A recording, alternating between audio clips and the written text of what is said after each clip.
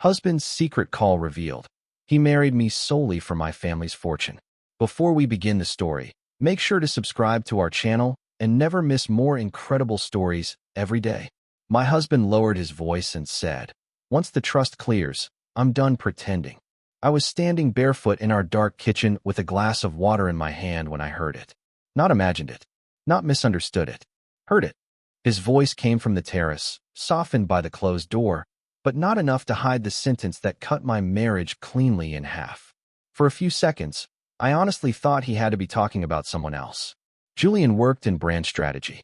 He was always on late calls, always smoothing over some crisis for some client who sold ugly things in pretty packaging. I had joked before that he could sell a saint a sin if he picked the right font. He smiled when I said that, kissed my forehead, called me impossible. I'm Camille Mercer, 31, museum archivist by choice, not necessity. My family's money has had a shape for generations. Old property, old investments, old expectations, old embarrassment whenever one of us tries to behave like a normal person. My grandmother, Evelyn Mercer, likes to say wealth is a test of character people keep failing in increasingly expensive ways. I grew up hearing versions of that over candlelight and polished silver. That was exactly why Julian mattered to me. He never acted impressed by the Mercer name. He acted relieved by my refusal to perform it. He said he loved that I took the train to work, that I wore the same boots for 3 winters, that my apartment before we married had thrifted lamps and crooked bookshelves and smelled like dust and bergamot tea. He made me believe that being seen could feel gentle. On the terrace, I heard him laugh quietly. "No," he said. "She still thinks keeping distance from the family makes her noble. That's what made this so easy." I stopped breathing. My fingers tightened around the glass, so hard I thought it might burst. I could see his reflection faintly in the door, one hand in his pocket, head bent the way it always was when he was being intimate. Tender, almost. The posture of a man making promises. Then he said my grandmother's name, and my whole body turned cold. I realized then that my marriage had been built like a trap. When people hear family fortune, they imagine greed in a silk dress. They imagine private schools, trust funds, and daughters raised to mistake caution for class. Some of that is true. What they never imagine is how exhausting it is to spend your whole life wondering whether affection arrived before or after your last name. I met Julian at a small lecture fundraiser I only attended because Maya bullied me into leaving work before 8. She is the kind of friend who can make an insult sound medicinal. "You catalog dead people's letters for a living," she told me over text. "Go stand in a room with live people and remember you have a face." He wasn't flashy. That was the first thing I loved. Every man I'd grown up around had felt lacquered, rehearsed, eager to orbit power. Julian seemed almost amused by that world. He stood near the back with his jacket over one arm, listening like he was actually there for the speaker. When we ended up next to each other at the bar, he asked what I did, and when I told him, he didn't call it cute or niche or noble. He asked what collection I worked on and whether I ever got attached to handwriting. I remember staring at him. "That's a very specific question." He smiled. "I write presentations for a living. Handwriting is proof someone meant it." It sounds ridiculous now, how hard that landed. He didn't push when I avoided talking about my family. He didn't Google me in front of me.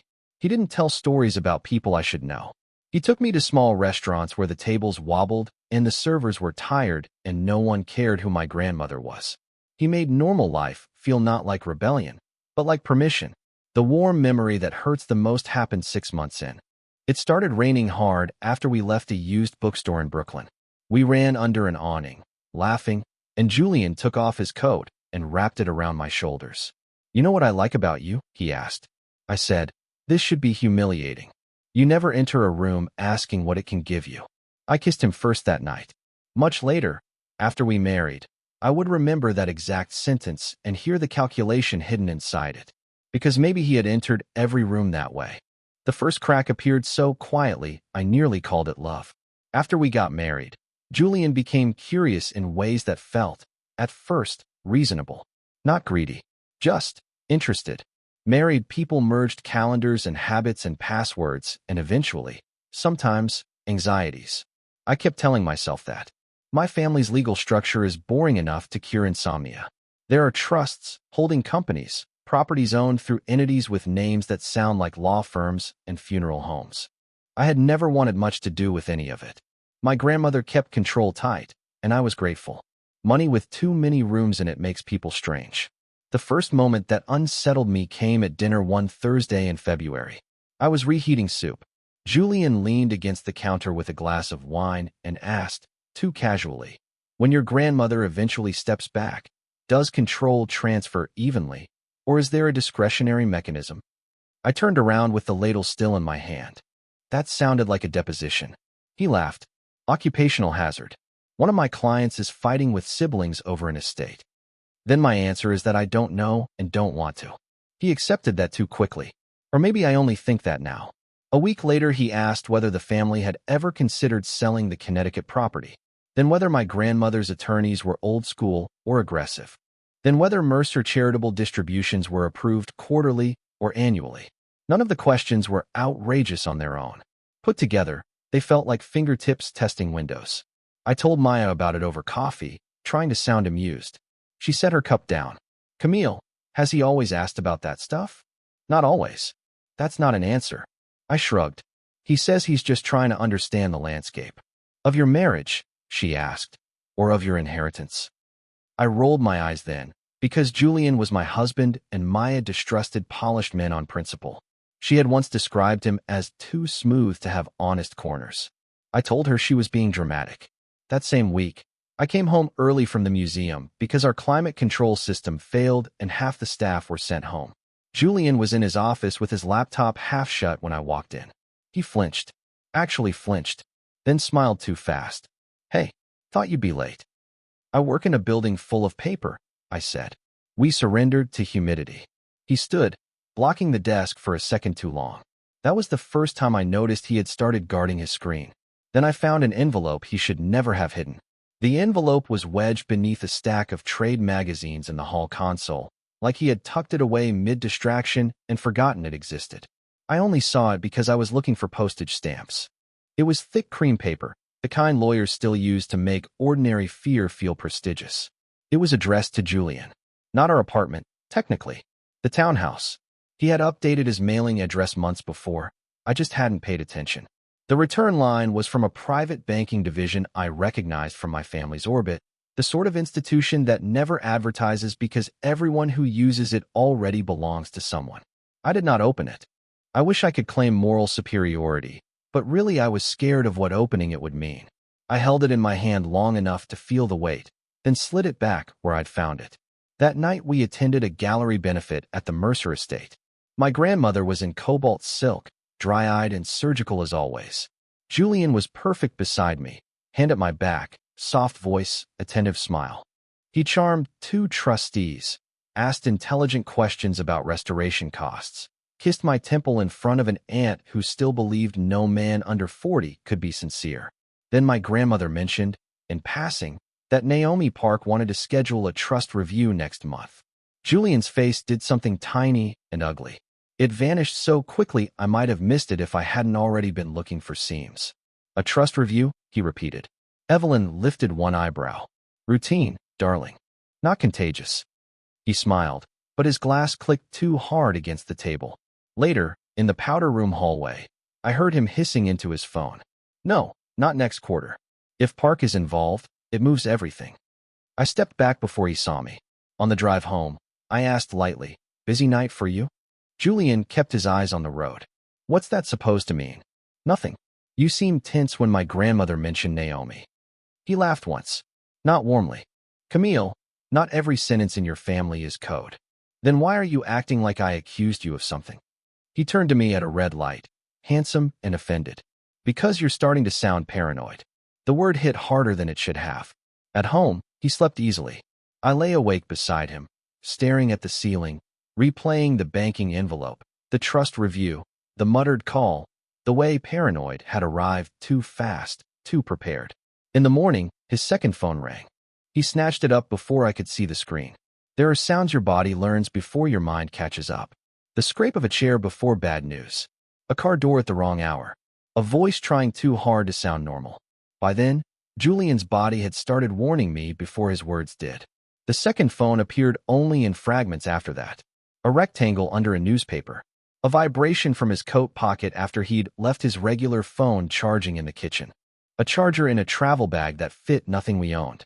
Every time I noticed, there was an explanation ready before I even asked. Work device. Temporary. Client confidentiality. God. Camille, do you want to audit my pockets? I stopped asking. The call happened 3 nights later. It was raining, one of those hard spring rains that makes the windows look bruised. I woke just after midnight and found the bed empty. The bathroom light was off. The office was dark. Then I saw the thin slash of terrace light through the curtains. Julian stood outside in shirt sleeves, one hand braced on the railing, speaking into the second phone. The rain made his voice uneven, but I still caught enough to make my knees weaken. No, Evelyn doesn't trust easily, he said. That's why the granddaughter mattered. Silence. Then, I know what I'm doing. Once Camille signs the medical authorization and the updated spousal access forms, we're in position. My throat closed. He paced once, agitated. I didn't say I'd stay forever. I said I'd stay until the trust clears and the property issue is locked. I don't know how long I stood there. Long enough for the glass in my hand to tremble. Long enough to hear the wet click of his shoe against stone as he turned. Then came the line that burned everything else away. She was easier than I expected, he said. Women who want to prove they're not spoiled practically groom themselves. I backed away from the door so fast I hit the counter. The glass slipped from my hand and shattered in the sink. Julian ended the call instantly and came inside. He looked startled, then concerned, then gently amused in under 2 seconds. I will hate him forever for how practiced that sequence was. You okay? He asked. You scared me. I stared at him. At the face I had kissed goodbye every morning. At the mouth that had just reduced me to a plan. And I smiled. Because if he knew I had hurt him, I would lose my only advantage. So I climbed into bed beside a stranger and pretended to sleep. The next day was the longest performance of my life. Julian made coffee. He kissed my cheek. He asked whether I wanted him to pick up dry cleaning. I watched his hands move around our kitchen with impossible familiarity and understood, for the first time, that betrayal doesn't always arrive with shouting. Sometimes it arrives wearing the sweater you bought it for Christmas. At work, I mislabeled a donor file for the first time in 3 years. My supervisor asked if I was sick. I said I had a migraine. It wasn't a lie exactly. My skull felt packed with broken glass. Every memory I touched cut me differently now. The weekend Julian insisted we host my grandmother at the townhouse because family should feel welcome here. The time he asked whether I had power of attorney in any emergency. The way he had encouraged me, so thoughtfully, to repair things with relatives whose company I normally avoided. I had mistaken strategic alignment for emotional maturity. By lunch, I couldn't stand being alone with my own thoughts, so I texted Maya. Are you free tonight? Need you. She replied in 12 seconds. Wine or felony? Both. She came over after 8 carrying Thai food and the expression she usually reserved for jury duty and rooftop bars. Guarded but willing. Julian was at a client dinner, which now sounded less like work and more like camouflage. I told her everything. Not dramatically. I couldn't. I sat on the floor by the coffee table and laid out the facts like I was cataloging a crime scene. The banking envelope, the trust questions, the second phone, the terrace call, the words the granddaughter mattered. Maya didn't interrupt. She only got very still. When I finished, she asked, Do you think he married you specifically for access? Yes. Do you think he's already moved anything? I don't know. Do you think he knows you heard? I smiled at him. I said. I think I looked insane. That finally made her exhale. Okay, she said, leaning forward. Then listen carefully. You do not confront him. Not yet. Men like that survive on improvisation. If you accuse him before you have proof, he'll cry, flatter, confuse, blame, and bury everything. I covered my face. How did I not see this? Maya pulled my hands down. Because you loved him. That's not stupidity. That's the material he used. At 10:17 p.m., Julian texted that dinner was running late. At 10:19, Maya glanced at me and said, Let's find out who he was really meeting. His rideshare receipt sent him somewhere he never should have been. Julian forgot that our shared card still covered his backup rideshare account. He had once called that convenience. That night it became evidence. The receipt showed a drop-off on East 63rd at 7:12 p.m. Not a restaurant. Naomi Park's building. Her office occupied the 12th floor of a limestone tower full of discreet brass plaques and old money anxiety. I had been there twice with my grandmother and once after our wedding to sign a dull stack of marital property acknowledgments. Julian had attended that meeting. He had asked no questions. Apparently, he had saved them for later. Maya saw my face and swore softly. "Do you think he's meeting Naomi?" "No," I said too quickly. She'd never. Then someone in that office. Assistant, courier, anyone. The next morning I called in sick and took the train uptown with sunglasses on like a cliché. I didn't go inside. I sat in a coffee shop across the street and watched who came and went. At 8:46, Julian walked out of the building adjusting his cufflinks, expression neutral, coffee in one hand.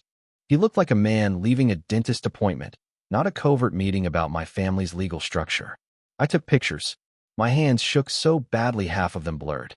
That afternoon, while he showered, I checked the study. His laptop was locked. His desk drawers were clean. Too clean. One held nothing but a legal pad and 3 pins aligned like surgical tools. But the trash bin gave him away. Under shredded packaging and a takeout receipt was a torn slip from the notary service in Naomi's building dated 2 days earlier. When he left for the gym, Maya came over with gloves, because apparently this was our life now. We pieced together what paper we could. Most of it was useless. One fragment showed the phrase, spousal emergency liaison. Another had my full name typed beneath a signature line. Another included the word incapacity. I sat back on my heels, nauseous. "He's trying to position himself if Evelyn gets sick," Maya said. "Or if something happens to you." "Don't say that. I'm saying paperwork, not murder." I laughed once badly. "Thank you. That's comforting." We still needed more. Documents half seen in trash were suspicion, not certainty. But timelines were starting to lock. Julian had met someone in Naomi's building. He had used a second phone. He had discussed authorizations and access. And he was doing it without me. That night, he came home with flowers. White peonies. My favorite. Then I found the deleted email he forgot still existed. Deleted does not mean gone. It means someone hoped you'd stop looking.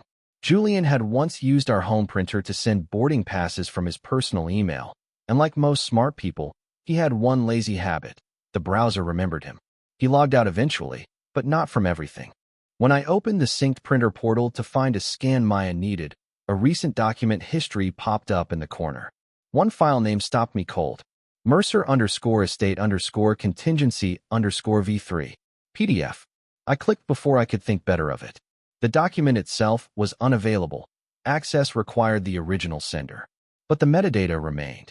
It had been emailed from an address I didn't recognize to Julian's private account and viewed on our home network 3 times over the past month. The sender name attached to the address was D. Halpern. Not a person in my family. Not anyone I knew. I copied everything and sent it to Maya. She replied, "Search the name." So I did. Dorian Halpern had once worked in fiduciary administration for a boutique wealth management firm that handled secondary trust reviews and inter-family transfer structures. 5 years ago, he left after compliance irregularities, according to an industry arbitration summary buried online. Not criminal. Not clean either. Since then, he had operated as an estate logistics consultant, which sounded to me like a rat in a tie.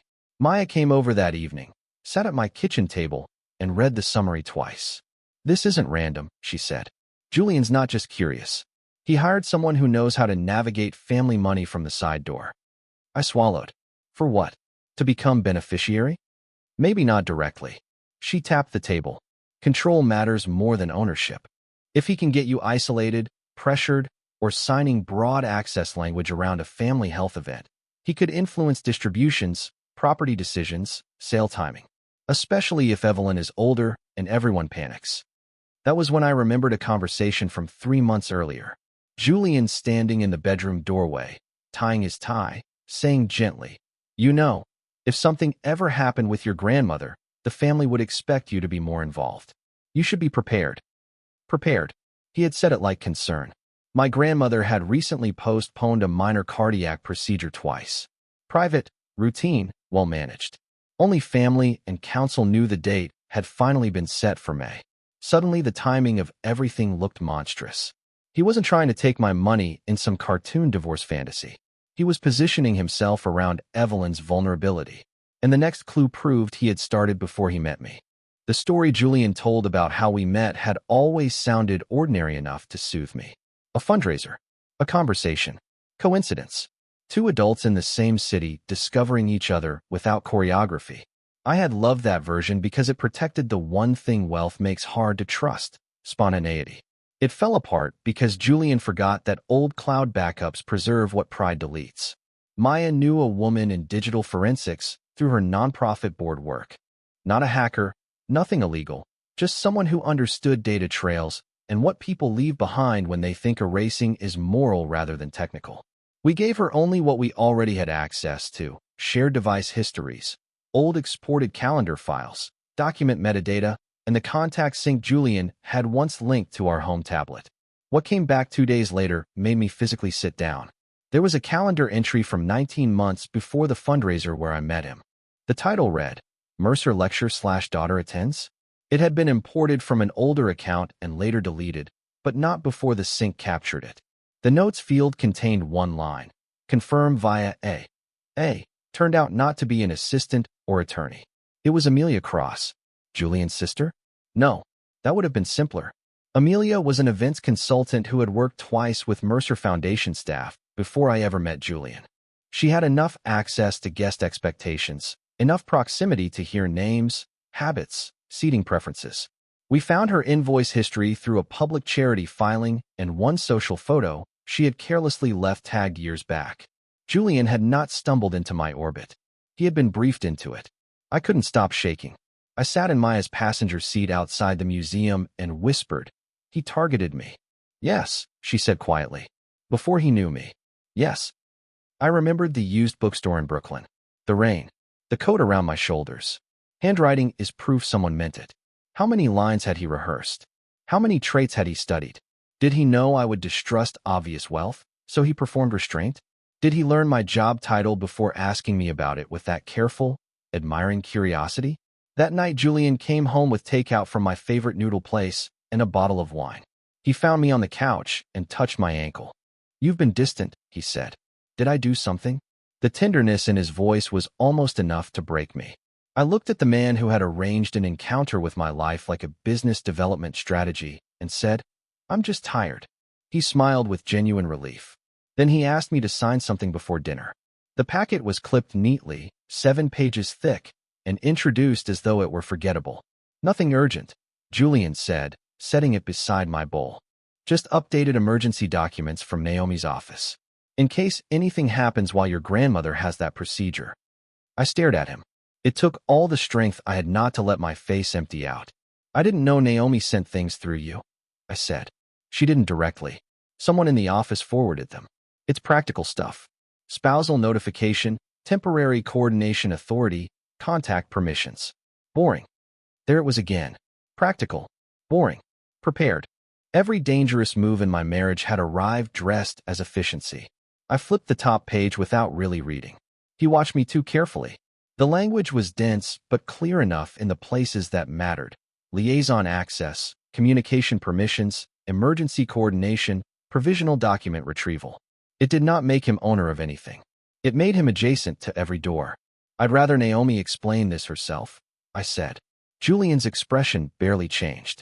Camille, they're standard. Then she can tell me that. His smile thinned. Do you not trust me? That line used to make me fold. Used to make me feel cruel for needing clarity. Now it sounded like a tool taken out of a velvet box. It's not about trust, I said softly. It's about my family. And I'm your family. The room went quiet. He sat down across from me, leaned in, and lowered his voice into the register strangers mistook for sincerity. I know your grandmother has trained you to see motives everywhere. I have spent 3 years proving I'm not using you, and somehow one stack of paperwork turns me into a suspect? I almost said, because I heard you. The words rose so fast I tasted blood where I bit my tongue. Instead, I looked down and let my shoulders soften. I'm sorry, I whispered. Work has me frayed. He took my hand immediately. Warm, reassuring, practiced. Then let me help. Sign later. I'm not keeping score. Of course he was. After dinner, he held me on the sofa while we watched a show neither of us followed. I let my head rest on his shoulder and listened to his heartbeat, furious that my body still recognized comfort in him. When he finally fell asleep, His second phone buzzed once in the bedroom. I checked the preview. It read, "Need her signature before Friday." That was the moment I decided kindness would not save me. Once I stopped hoping Julian would reveal some softer explanation, the work became easier. Colder, but easier. Maya took over logistics because she understood two things at once: that I was capable and that I was one bad memory away from doing something reckless. Naomi Park entered the picture because my grandmother had trusted her for 14 years, and Naomi had the rare gift of sounding calm without ever sounding comforting. When I finally told her what I had found, she did not gasp or offer sympathy. She asked for dates, copies, screenshots, and the exact wording of the terrace call. Then she said, "Do not sign anything. Do not alert him. And Camille, forward every image in original format. Metadata matters." My grandmother took the news in silence. Evelyn sat in her morning room with a shawl over her shoulders and listened while I explained, haltingly, how her planned procedure had become a lever in my husband's strategy.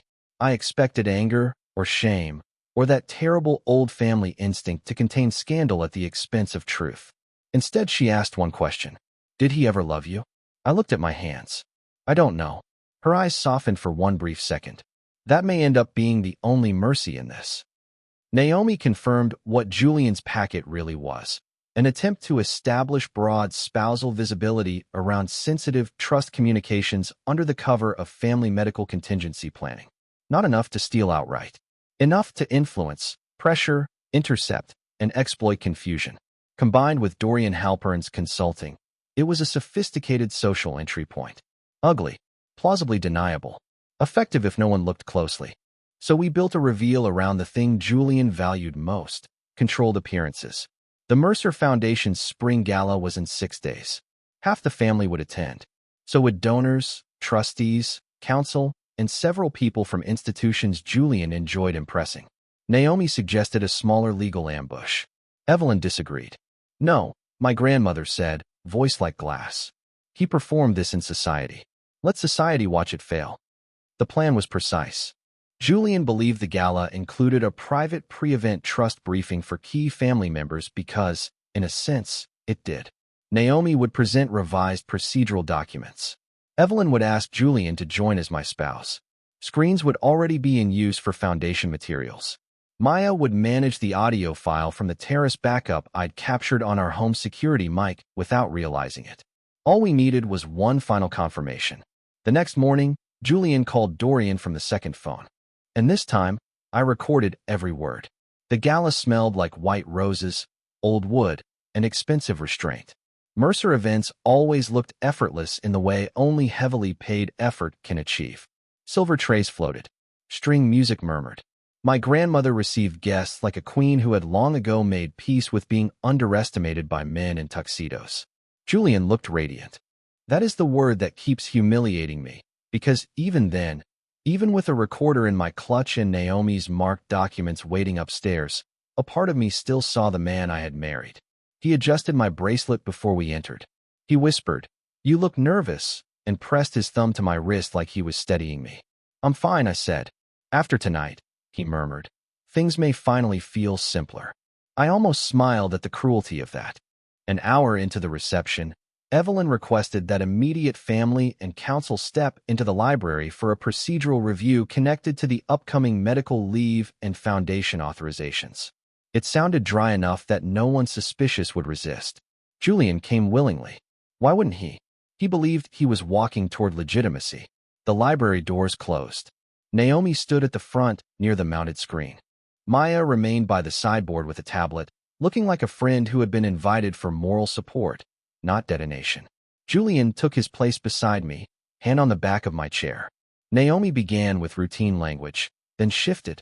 "Before any documents are discussed," she said, "there is a matter of attempted unauthorized influence over Mercer Trust communications and contingency access."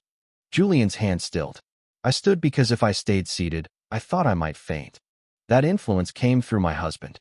The silence was surgical. Julian laughed softly. "Camille, what are you doing?" Maya tapped the screen. First came the email metadata. Mercer_estate_contingency_V3. Then the notary slip. Then the calendar entry from before we met. Mercer lecture/daughter attends? Confirm via A. Then Dorian Halpern's invoices. Then the audio. Julian's voice filled the room, unmistakable. Once Camille signs the medical authorization and the updated spousal access forms, we're in position. No one moved. A second clip played, from the call I recorded that morning. Friday, Julian said. If she delays, we pivot through Evelyn's recovery window. His face changed then. Not dramatically. That would have been easier. His charm simply left, like a light turned off in an empty room. This is a gross misinterpretation, he said flatly. I looked at him. Did you target me before we met? He held my gaze for 1 second too long. That was all the answer anyone needed. Then my grandmother asked him the one question he couldn't charm away. Did you ever intend to remain married to her? Evelyn asked. Once access was secured, Julian didn't answer immediately. He was too intelligent for denial now. The evidence had already stripped that option down to theater. So he reached for the next best weapon, ambiguity. You're all emotional, he said. What you're calling manipulation was contingency planning. Camille is legally my wife. If the family expected her participation, of course I needed functional access. Naomi spoke before I could. Through a consultant dismissed for compliance irregularities? Through hidden communications and forged context? No credible court would mistake that for marital prudence. Julian's jaw tightened. Forged. Naomi slid a copy across the table. The office did not issue those drafts. Someone repurposed language from older procedural templates and routed it through an outside notary. For the first time that night, he looked rattled. He pivoted toward me. Camille, say something. You know me. There it was. The oldest trick. Demand emotional testimony where facts have already spoken. Make the victim feel cruel for declining to rescue the liar from consequences. My voice shook anyway. I knew the version of you built for me. His eyes hardened. You think your family doesn't use people? You think every room you grew up in wasn't transactional? I just learned the rules faster. The sentence landed like acid because it contained enough truth to sound wise. Wealth does attract opportunists. Family systems do teach strategic affection. But Julian had mistaken recognition for absolution. Security was not called because Mercer scandals are rarely loud. They are handled with signatures, revoked access, and very expensive silence. Naomi notified the bank liaison. The gala administrator quietly removed Julian from all private guest lists. My grandmother's staff collected his event credentials. By midnight, his secondary access to our shared accounts was frozen, his name flagged with counsel, and the townhouse lock scheduled for rekeying at dawn. The marriage, legally speaking, would take longer. The emotional collapse took 10 minutes. In the car home, Julian tried one last time. He did not apologize. Men like him rarely apologize when blame is still available. You destroyed us in front of everyone. I stared out the window. You built us in secret. At the townhouse, he stood in the foyer and said, almost tenderly, "You're going to regret making war out of paperwork." I faced him then. It was never paperwork. It was me. His expression flickered. Not guilt. Annoyance that I had finally learned the difference. Then he smiled and said he still had something I'd missed. That sentence kept me awake for 2 nights. I wanted it to be bluff. Just another elegant threat from a man watching exits close. But betrayal trains your nerves to believe every shadow matters. I replayed our finances, devices, documents, storage units, forwarded mail, insurance forms, old signatures. Naomi called it post-disclosure panic. Maya called it being haunted by admin. What Julian still had, it turned out, wasn't money. It was narrative. Before formal divorce filings, he tried to position himself as the wounded husband of a paranoid heiress corrupted by family control. He didn't go public in any dramatic way. That would have damaged him too. Instead, he seeded a version of events through private channels, a worried message to a mutual couple, a carefully vague email to one trustee about my emotional instability, a note to Amelia implying I had fabricated meaning out of work stress. Social manipulation was his home field. He only needed enough uncertainty to preserve future credibility. For a day, it worked on me. I almost retreated into shame again. Maybe because no matter how much proof you gather, humiliation keeps asking whether being fooled was your deepest flaw. Then Maya arrived with a banker's box and said, "Enough. We're building your life, not just ending his access." So I did. I moved temporarily into my old apartment. the one I had kept leased through a foundation housing trust because my grandmother never believed in irreversible decisions. I changed passwords, devices, emergency contacts, and every permission that had once been merged under the soft fiction of marriage. Naomi put conditions in writing for every remaining logistical exchange. No private conversations, no unsigned agreements, no verbal understandings, no petty administration. My grandmother surprised me most. She began inviting me to her house on Sunday mornings without ceremony. No lectures. No, I told you so. Sometimes we discussed trust restructuring. Sometimes we sat in silence with tea and watched rain collect on the hedges. Once, as I was leaving, she said, "Independence without vigilance is just expensive innocence." It was the closest she came to comfort, and oddly, it helped. At the museum, I took on a new cataloging project involving immigrant correspondence from the 1920s, letters written by people who had crossed oceans and still worried most about being misunderstood by the ones they loved. Their handwriting steadied me. Their ordinary courage embarrassed my self-pity in the best way. Julian signed the preliminary separation terms 6 weeks later. He crossed out nothing. The first morning I woke without fear felt almost suspiciously quiet. I used to think intuition was a flash, a lightning strike gift some women had and some women ignored. I don't believe that anymore. I think intuition is often much smaller and less cinematic. It is discomfort repeated, a question you dismiss twice, a tone that doesn't match the words around it, a document that arrives too conveniently, a person who learns you too efficiently. For a long time after Julian, I was ashamed less of what he did than of how completely I had loved the performance. That was the part one struggled to forgive in myself. Not because loving someone is embarrassing, but because I had built part of my identity around not being easy to exploit. I thought caution was armor. He taught me that loneliness can be just as useful to a manipulator as vanity. The truth is, he didn't trick a foolish woman. He studied a guarded one. I am still close with Maya, obviously. She says surviving rich people espionage has made me unbearable in normal gossip situations because now I demand timestamps and motive. My grandmother has become gentler in age, or maybe simply more honest. Naomi still sends emails as if every sentence might later be read in court, which is a quality I now find deeply soothing. People always want to know whether Julian ever loved me at all. I no longer spend much time there. Maybe fragments of him did.